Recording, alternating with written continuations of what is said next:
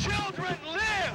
New York's doctors caught in the middle. They've tried to drive trucks through the door. Let the children live!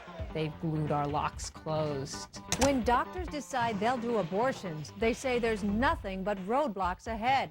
Find out why some won't cave into the pressure on the next edition of Broadcast New York, the voice of the Empire State.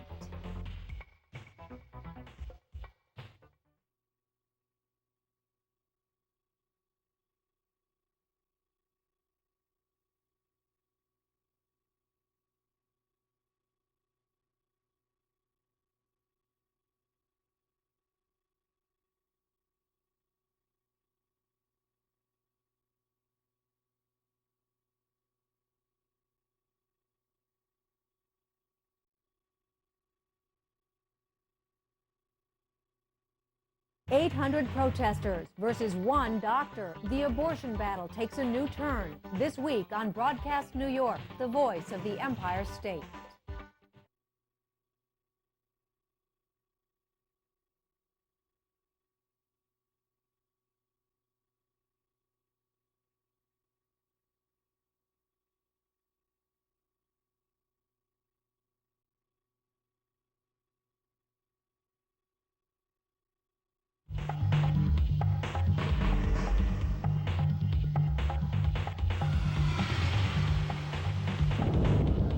I'm Beth Tornatore, and this is Broadcast New York, the voice of the Empire State. On this week's program, it's the last place on earth you'd expect it. It's just right, I'm hungry. Children, New York's future, going hungry. But as Broadcast New York has learned, it is happening, as federal funds to feed our children sit in Washington untouched. They have had the opportunity in the memo to provide their input. At the time, I felt that they just did not care about the kids. New York's adults are arguing while our kids try to make it through the day on an empty stomach. That's our lead story this week. Then, on the New York agenda, you may remember someone like Dave Torres from your school days. Hi, Donna. Dave. Yep. Did that Chrissy Powell come in yet? You avoided him like the plague. Here comes Mr. Torres! Keeping kids in line requires more street smarts than ever, and Dave Torres is just the man for the job. These stories, plus we'll hear what you had to say about New York's job crisis, all in the half hour ahead. The Lawrence Group family of insurance companies is committed to you, your communities, and the preservation of your future. We're here to help. Up front today, it's something most New Yorkers take for granted. When you're hungry, you eat. Any images you might have of hunger are probably based on third world countries. But as producer Paul Gallagher reports, hunger is closer than you think, and the effects are dramatic. The kids are here for breakfast.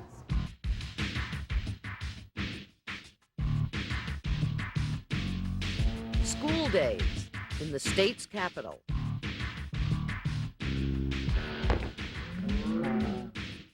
Here, students are ready for reading, writing, arithmetic, and their first course of the day. It's free?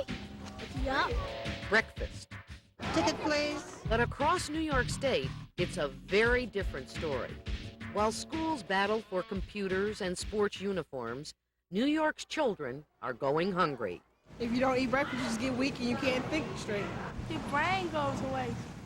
The statistics speak for themselves. Just 1 in 4 children eat a morning meal. 1 in 4. But whose job is it to feed them? Their parents or the schools? The weather is cloudy and cold. High only in the 40s. A school's pledge to educate. But hungry kids can't learn. On that point, everyone agrees. Across New York State, schools like Northern Adirondack Central are caught in the middle, as parents and teachers fight for food and administrators tighten belts. All right, guys, I need your eyes, your ears, up here. Cindy Sprague teaches first grade in the small school near Plattsburgh. She says the administration is setting kids up to fail, starting school on an empty stomach. They're running on low, no gas. Their attention isn't good. Their They're thinking about when is it lunchtime instead of what I'm trying to tell them. And day after day after day, you can really see it in the child. Why aren't kids eating? Some parents can't afford the time. Others can't afford the food. Sprague School used to serve breakfast. Then it stopped. Parents and teachers want it back, but haven't had any luck. Now Sprague has taken matters into her own hands. Every morning I come in, I fix juice, toast, bagels, English muffins. I have it ready when the children arrive, just so that when they get off the bus they have something to eat. It's a proven fact. Kids who eat breakfast score higher on tests, have fewer sick days, and behave better. What few know is the federal government will pick up the tab. You'd think it would be a school's dream come true. Give me that. Ooh, I like this right here. But the Northern Adirondack Central School, like thousands of others in New York State, can't seem to get past its own bureaucracy. Tired? Tough day? Even when it clearly could benefit its own students. Principal Bernard Bassett points to logistics to excuse the absence of breakfast. If we had the entire student body, which is 628, that all come in at the same time in the morning, suddenly decide they all want a formal breakfast, we'd have a bit of a problem. Surely there are practical considerations, but this community is poor. Don't forget that full price on a school lunch is $1. And here, more than half the students pay only a quarter, or get it free. It takes 2 hours, 10 minutes to serve lunch. If we also serve breakfast in the very same fashion, that's 4 hours, 20 minutes. Math, reading, social science, English spelling, and so on could be a problem. If they're coming to school without nutrition in their tummy, I absolutely want to see it addressed. The buck stops here. At least that's what it says on the sign on School Superintendent Bill Scott's desk. They have had the opportunity in the memo to provide their input. All the other groups are providing their input, and we're going to put together a workable solution to meet the needs of the kids that need breakfast. They were just very adamant that there was no way that their school could offer breakfast to these students. Enter Janet Pattison, a no-nonsense school breakfast advocate who heads up Clinton County's food pantries. She approached Superintendent Bill Scott 2 years ago and says he shut the door in her face. No, at the time I felt that they just did not care about the kids. Their own children were well fed, but what about all the children who are living in poverty, or all the kids who don't have a chance to eat at home, or all the kids who have an hour bus ride and are really hungry again by the time they get to school? Because we are the 4th largest district in the state, and we have to cover 378 square miles a day in the morning and 378 square miles a day in the afternoon, that we are already bringing students in as early as 7 o'clock. And if we start the day earlier, we're infringing already on the ones that are able to eat breakfast at home. Pattison claims Scott killed the idea before it even had a chance. Ironically, 20 years ago, when it was smaller, the school served breakfast. But now, no one seems to know exactly why it was canceled. I had known that they had a breakfast program in the past that they dropped. I was told the reason for that was that too many kids were eating breakfast at school.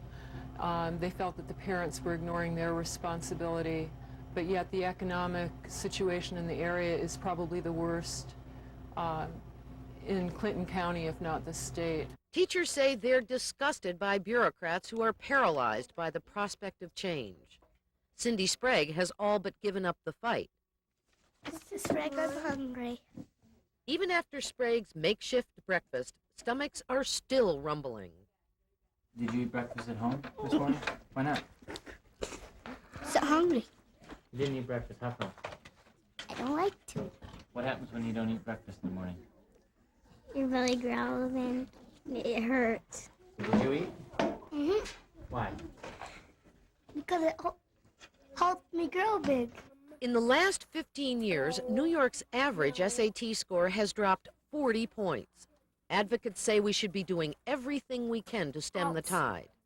It's amazing to think free breakfast sparks such debate in New York, and hungry kids don't.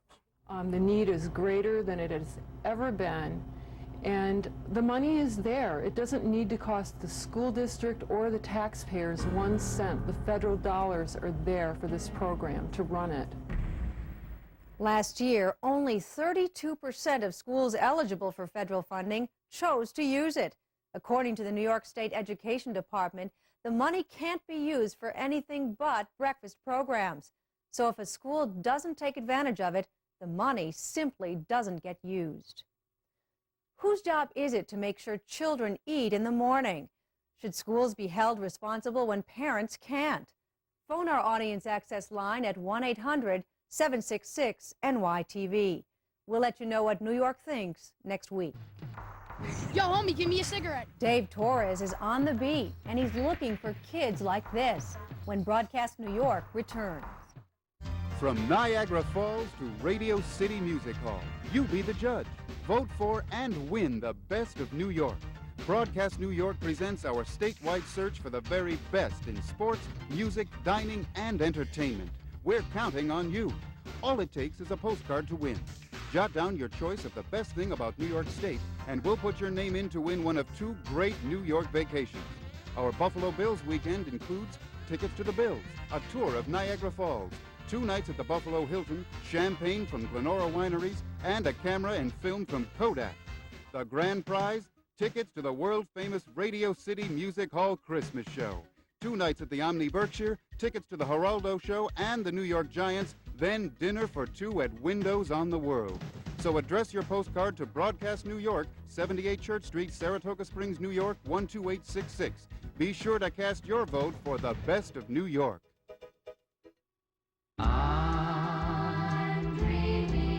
This Christmas, some special music is headed your way. It's an extra special Christmas with Mickey Mouse, Donald Duck, and all your Disney friends. Walt Disney Records and Time Life Music announced the Disney Christmas Collection. Over 50 of your favorite songs and carols. Frosty the snowman was a jolly happy soul, walking in a winter wonderland.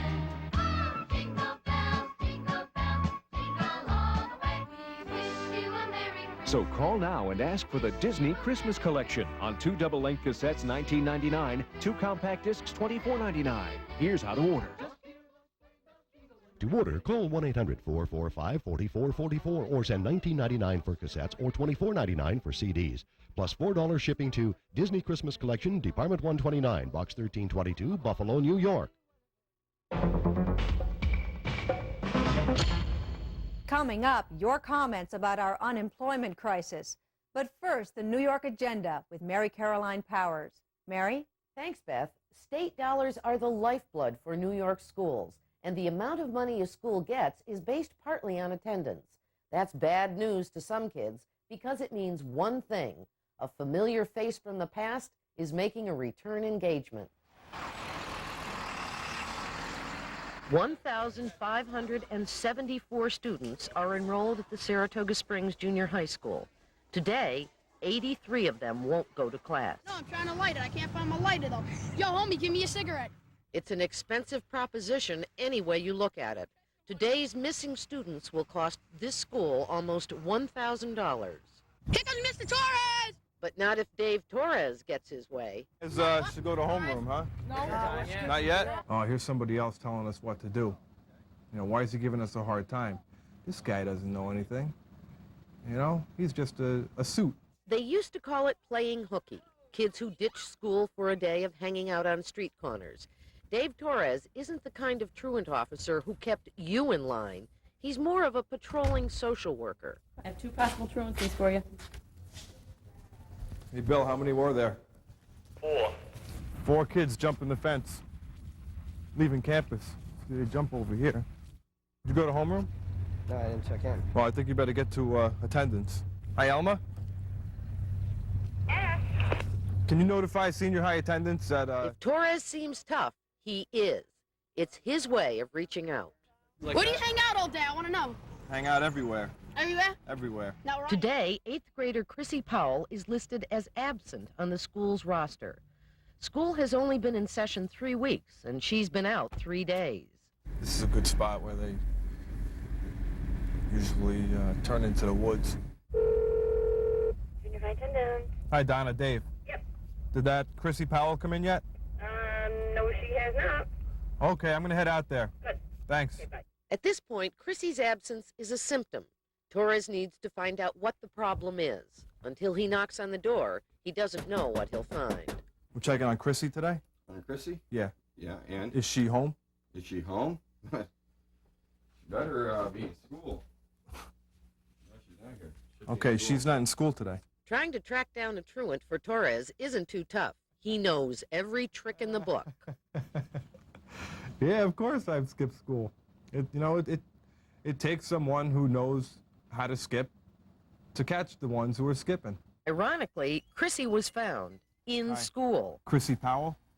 but she had slipped in late and missed attendance. A stern meeting in Dave's office serves to put her on notice. I went looking for you today. You understand what you're supposed to do before you go to your classes, right? What? What are you supposed to do before you go to your classes? Go to homeroom? And if you don't go to homeroom and come in late, then where are you supposed to go? Attendance. Okay. But Dave doesn't see this as a problem solved. Showing up late and skipping class foreshadows a future at risk. If Chrissy keeps hanging out with the crowd she's hanging out with, she's not going to remain in school. That's my projection. The dangers that face teens in the 90s are deadly. That makes school more than an education. It's the safest place a kid can be, and Torres is hopeful. Attendance is going up. More kids are graduating. If we can keep the dropout rate down, that's just going to help these kids become useful members of society. That's the bottom line. The decision to put Dave Torres on patrol was a financial one. The Saratoga Springs School Board projects they'll bring in an additional $80,000 in school aid this year alone. And economics aside, Torres wants to see kids in school where they'll better themselves. Thanks, Mary. And now on our audience access line. Our story last week on out-of-work New Yorkers tapped into a common frustration. Why isn't this economic crisis getting any better? Hundreds of you, like this Binghamton viewer, called in with your own stories of hardship. And I'm out there every day from 6 o'clock in the morning going to these temporary places for work. They have nothing. And then the rest of the day I'm walking all over the city and there is absolutely no work. Got a master's degree in art education. I've got 18 years experience teaching and I'm laid off. I'm substituting and I'm 43 years old. I've been out of work for over a year now. I have a Bachelor of Arts degree in political science, and I am angry and hurt that I can't get a job. My husband's been unemployed for 9 months now. He's been unable to find a job. All of our life savings have long been gone. If we don't find a job or some kind of income by the end of November, we'll have to file bankruptcy. I'm 46 years old. My husband has divorced me for another woman. I have no family, and I'm unemployed and really scared. We'd like to hear what you think about today's program, so give us a call. We understand. You're mad. Your car got towed. Inside a business where the customer is always wrong. A car owner's nightmare when Broadcast New York continues. From Niagara Falls to Radio City Music Hall, you be the judge. Vote for and win the best of New York. Broadcast New York presents our statewide search for the very best in sports, music, dining, and entertainment. We're counting on you. All it takes is a postcard to win. Jot down your choice of the best thing about New York State, and we'll put your name in to win one of 2 great New York vacations. Our Buffalo Bills weekend includes tickets to the Bills, a tour of Niagara Falls, 2 nights at the Buffalo Hilton, champagne from Glenora Wineries, and a camera and film from Kodak. The grand prize, tickets to the world-famous Radio City Music Hall Christmas Show. 2 nights at the Omni Berkshire, tickets to the Geraldo Show and the New York Giants, then dinner for 2 at Windows on the World. So address your postcard to Broadcast New York, 78 Church Street, Saratoga Springs, New York, 12866. Be sure to cast your vote for the best of New York.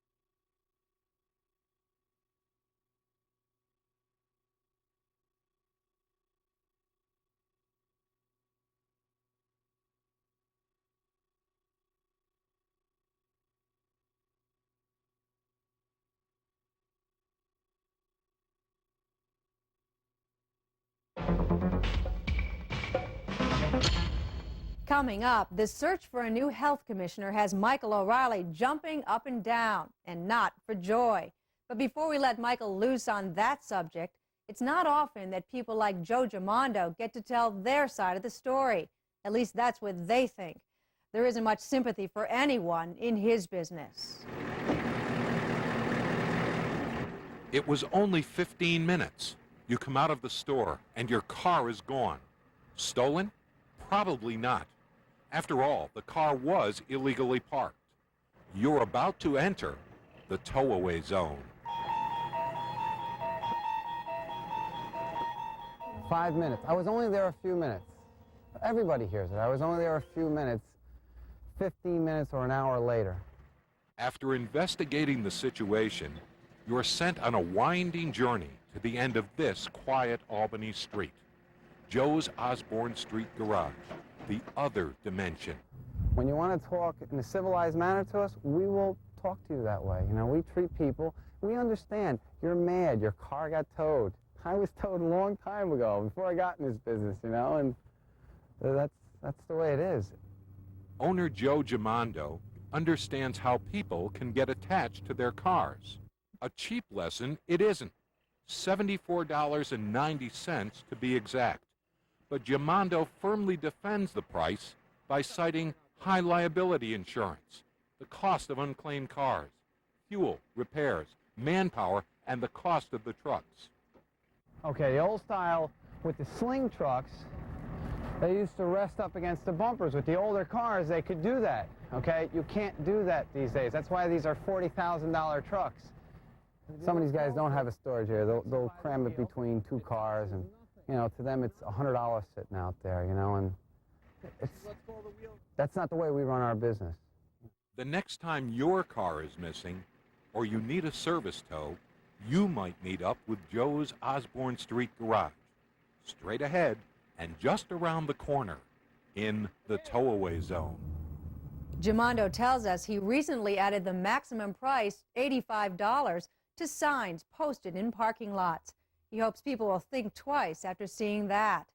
Also, he says, compared to New York City towers, who charge $150 on top of the $40 ticket, upstate drivers are luckier than they think. And now on this week's comment. New York's been without a health commissioner ever since David Axelrod suffered a massive stroke earlier this year. As you know, Michael O'Reilly can always find something to gripe about. Well, this situation is no different. The New York State Health Department is looking for a new commissioner to replace David Axelrod. Governor Cuomo has a bright idea. He's nominated Dr. Mark Chasin. Chasin said he's willing to take a 50% pay cut from his present job in California to accept this position.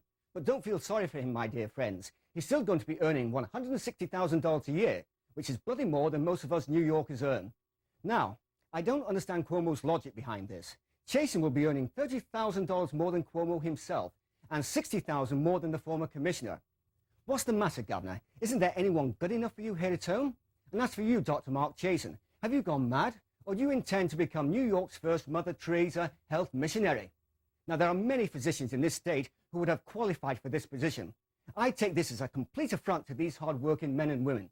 Governor, next time you have to make such a decision, I suggest you think it out better. Let's keep these positions for the people of this fine state. I'm Michael O'Reilly. That's my opinion. What's yours?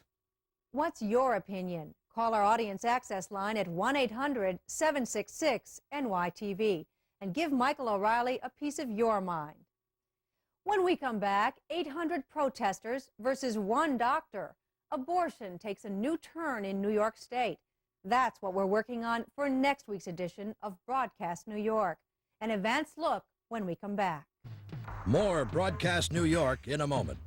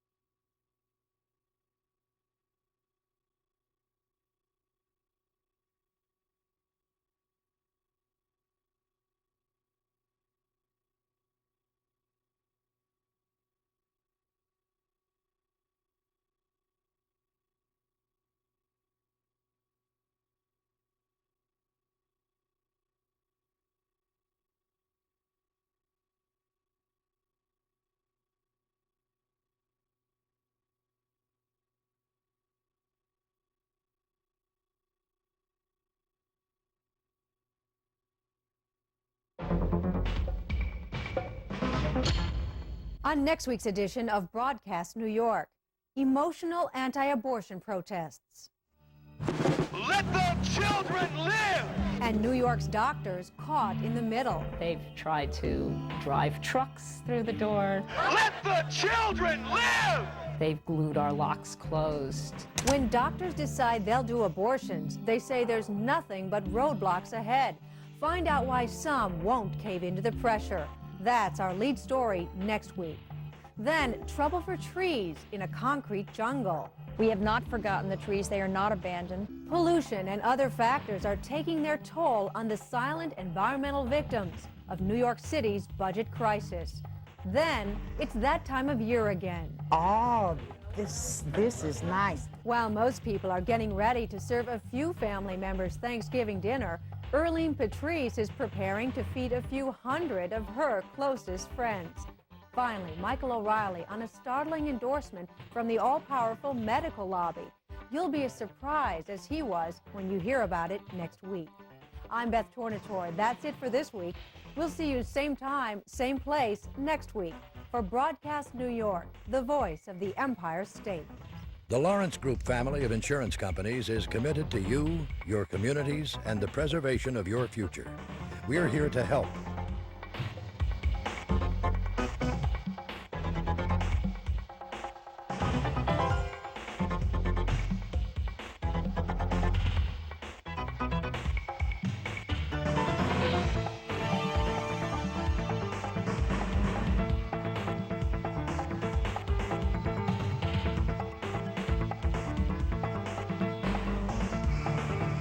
Guests of Broadcast New York stay at the Omni Berkshire, 21 East 52nd Street, the best location in New York City.